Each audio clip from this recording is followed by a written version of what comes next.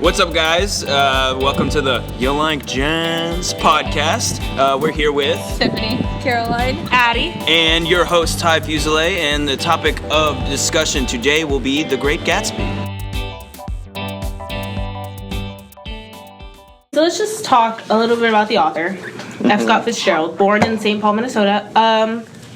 The beginning of his life isn't as important as just the very end, which you can see had a clear impact on The Great Gatsby itself. You know, he was a huge alcoholic, he was addicted to drugs, his life just went completely downhill right at the end. Yeah. I think it's interesting because Hemingway would criticize him, which is funny because Hemingway was obviously a very problematic individual, but even Hemingway criticized him for putting in like personal problems into his writing. But I think that's really interesting as well, though, just because like I think artists are most critical of other artists That are similar to themselves. Right, yeah. So Hemingway was like, oh, look at this idiot putting like his personal problems in his Hemingway writings. wasn't perfect himself. Right. Mm-hmm. But I think that just shows like the vast dissimilarities between the two. It was also very interesting how he included the places where he lived, like in Long Island and in France, into the setting of The Great Gatsby. So let's talk a little about the beginning of The Great Gatsby. It opens up on the narrator, Nick Carraway. So what do you guys think about it being told from the point of view of Nick Carraway? I think that's really what makes the story work, because it adds mystery to Gatsby in the beginning. Right. He would not be the same character if the story was not told from Nick's point of view, because you just don't know how the story is going to unfold as it goes on. And it's told from someone who is not used to all the the high Riches. Standard. Just kind of comes in. He's just there, and the whole time he doesn't cause conflict, but he's just there, like just witnessing it. Mm-hmm. But I guess it's just pretty interesting that he has a purpose in the book, just as being the narrator, but not an actual purpose within the plot.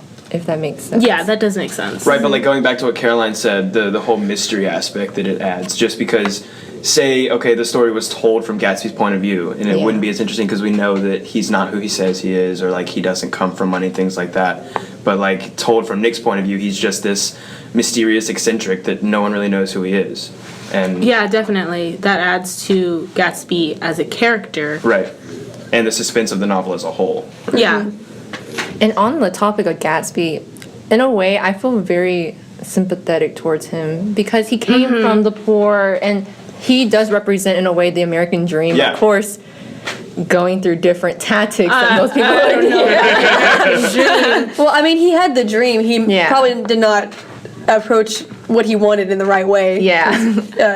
But I mean, like, look at it in its base aspect. It's just like, okay, what's the American dream? You know, you have the opportunity to go from no money to lots of money, you know? Okay, but if you think about it, if he wouldn't have gained that money the way he did, if he wouldn't have taken the illegal route, done the businesses that he did, do you think he'd be the same person at all? He would be a completely different character. He would have integrity. He would... I'm not saying that he doesn't have integrity, but the way he would handle his money, the way he would treat other people, the way he'd view himself would be completely opposite of how he is now if he would have earned that money in a fair way. Honestly, I think if anything, it represents the true American dream of getting money without working for it. You know what I'm saying? Like, people always say hard work, you know, but it's kind of like, let's get $1 as easy as we can, you know? You're right. Okay. Next character that we should probably talk about is Tom and Daisy as a couple. Okay. It's my favorite topic. Very Abusive problematic relationships. How do you think that the events of this book was released in the 20s, correct? How do you think the events of the 20s and the relationships between people in the 20s affected Scott Fitzgerald and how he reflected that in Tom and Daisy's relationship? I think that Fitzgerald, he and his wife Zelda were used to all the high society people, and they probably encountered people like Tom and Daisy, like the way that their marriage worked. And since the 20s were full of like partying and recklessness, he probably saw a lot of really horrible marriages where people just cheated on each other. His relationship reflects what he saw, just the men in the relationship having no accountability. Yeah. Just like, I mean, they were the roaring 20s, you know? It's like, it's just a super lackadaisical attitude towards everything. Or it's just oh, everyone, you know, we have money, we're good. Like, we're fine. You know, we just got out of World War I, like, everything's going great. Let's party. Yeah, let's party. Like, everyone's coming back from the war. Like, everyone's got money. Like, let's... Well, not everyone has money, which is strange because the relationship with... The important people. Okay. But, like, Myrtle and Mr. Wilson, you see the same kind of relationship. You see not necessarily physically abusive, but Myrtle's also cheating on her husband, George. So it's strange because the same thing is happening, but Tom and Daisy have money, and Myrtle lives on top of a... So if that's the case, then could it be less of a commentary on Fitzgerald's part about the time period and more of a commentary on human nature itself? Where because all of these characters were driven by something. It's not, I mean, if they have different money, you know, it's obviously it's not the money. You know, it's they have different social classes, different situations, but you know, we're all human, right? I presume. And I do feel bad for George too, because George and Daisy. Yeah, George and Daisy. But at the same time, I feel like Daisy the whole time knew. Like, Gatsby came back. She was happy about that, but in the end, she resorted back to Tom. And I feel like the whole time she kind of used Gatsby in a way to. I don't know if I would say she. Reality. Yeah. I don't know if she would say she used him.